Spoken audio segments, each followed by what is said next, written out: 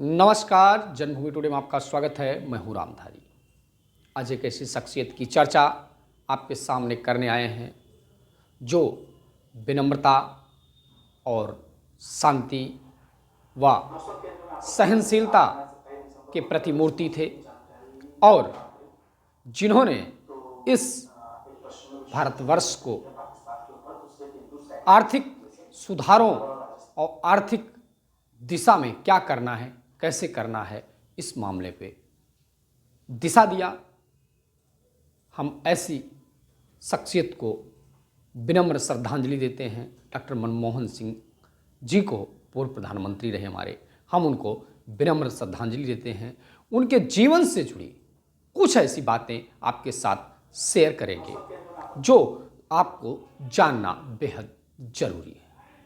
दरअसल डॉक्टर मनमोहन सिंह का जन्म 26 सितंबर 1932 को हुआ था। पंजाब के एक गांव गाह गांव में हुआ था। ये गाह गांव अभी पंजाब प्रांत में है, लेकिन ये पाकिस्तान का पंजाब प्रांत है, वहाँ पे है। पहले ये जब भारत में हुआ करता था तब की बात है। फिलहाल डॉक्टर मनमोहन सिंह की जो शुरुआती शिक्षा थी वो अपने गांव के प्राथमिक पाठशाला में हुई, जो उर्दू में शुरुआती शिक्षा हुई। फिर उच्च माध्यमिक विद्यालय में एडमिशन करवाया, वहाँ पे इन्होंने उच्च माध्यमिक शिक्षा प्राप्त की। बाद में पंजाब यूनिवर्सिटी से इन्होंने स्नातक और एमए किया। उसको करने के बाद ये कैम्ब्रिज यूनिवर्सिटी गए, जहाँ पे इन्होंने पंजाब विश्वविद्यालय से पढ़ाई पूरी करने के बाद डॉक्टर मनमोहन सिंह कैम्ब्रिज विश्वविद्यालय गए, जहाँ पे उन्होंने इकोनॉमिक्स में डिग्री हासिल की। कैम्ब्रिज यूनिवर्सिटी से इन्होंने पीएचडी किया। डॉक्टर मनमोहन सिंह का भारत के आर्थिक नीति और आर्थिक दिशा में जो दिए गए दिशा निर्देश हैं वो बहुत काबिले तारीफ थे और आज भी वो भारत को ऊंचाइयों को पहुंचाने में काम कर रहे हैं। डॉक्टर मनमोहन सिंह विदेश की पढ़ाई करने के बाद भारत लौटे और भारत में उन्होंने दिल्ली यूनिवर्सिटी में लेक्चरर के पद पर भी छात्रों को शिक्षा दी, आर्थिक दिशा में इकोनॉमिक्स की। वहीं पर पंजाब यूनिवर्सिटी में भी उन्होंने छात्रों को शिक्षा दी। करने के बाद इनका सिलेक्शन भारत सरकार में वित्त सलाहकार के रूप में हुआ। मुख्य वित्त सलाहकार के तौर पर डॉक्टर मनमोहन सिंह भारत सरकार में अपनी सेवाएं देना शुरू किए। फिर बाद में ये वित्त सचिव बनाए गए।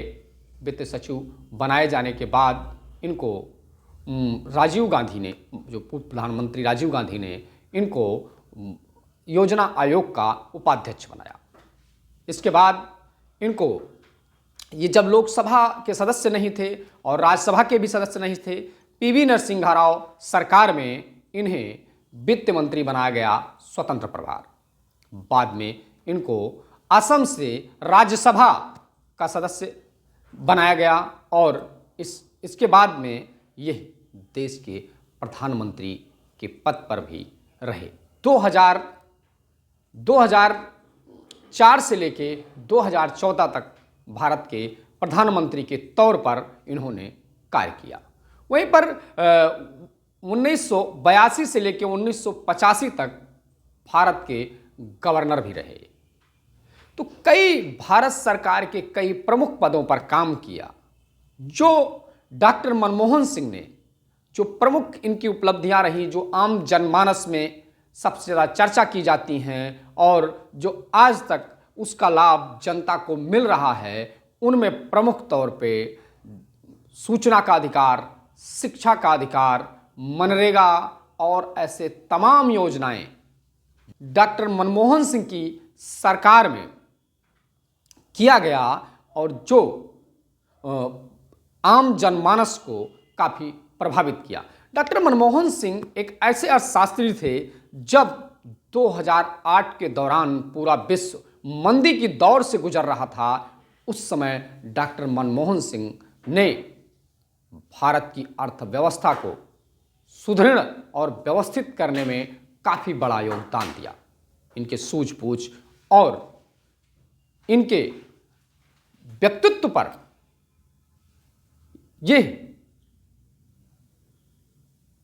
इनके सूझबूझ और व्यक्तित्व के कारण भारत की जो अर्थव्यवस्था थी वो डगमगाई नहीं और सुनियोजित तरीके से चलती रही।